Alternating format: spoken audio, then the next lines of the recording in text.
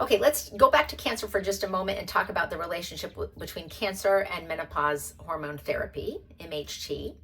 What do we know here? Well, it seems that the type of hormone therapy that we use and the timing, that is where you are in this window of peri to postmenopause, are key. Of course, going back to our current guidelines, less than 10 years or under the age of 60 seems to be the safest window. But what else do we know? Well, if we have a uterus, okay, meaning you haven't had a hysterectomy or your uterus removed, and you take menopausal hormone therapy, you must take a progestogen if you're taking an estrogen. Okay, what does that mean? Well, estrogen grows the lining of the uterus. We need something to stave off that growth, which is the progestogen.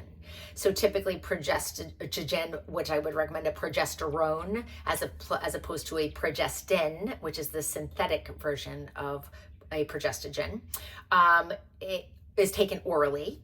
Ideally, the estrogen is given transdermally, like through a patch through the skin or a gel or a cream or something like that. So that can help prevent the risk of uterine cancer, which is increased by what is called unopposed estrogen. In other words, estrogen taken without a progestogen to stave off the growth of the lining.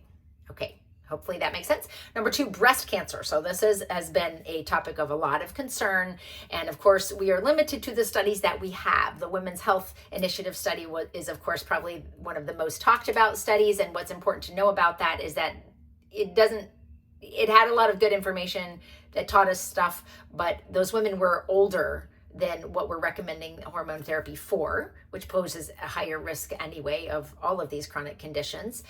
If you start it or you initiate hormone therapy at over 60 years old or outside of 10 years after your last period. But they were also given formulations. In other words, the type of menopause hormone therapy that they were given are typically not used very commonly today. They were given oral estrogen and they were given a synthetic progestin. Interestingly, the women that did not have a uterus, that did not have to take the progestin, did not have an increased risk of breast cancer. But those women who had a uterus, who then took the synthetic progestin, had an increased risk of, albeit small, but an increased risk of breast cancer.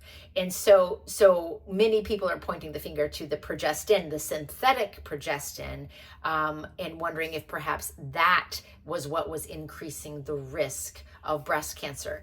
Now, that's possible. I am not making any claims here. However, certainly it seems a preferred alternative is to take progesterone, which is a more natural formulation of a bioidentical formulation of progesterone. Do we know 100% it has no risks? Well, we don't know anything 100%, but it does seem to be safe, particularly if used in that timing window.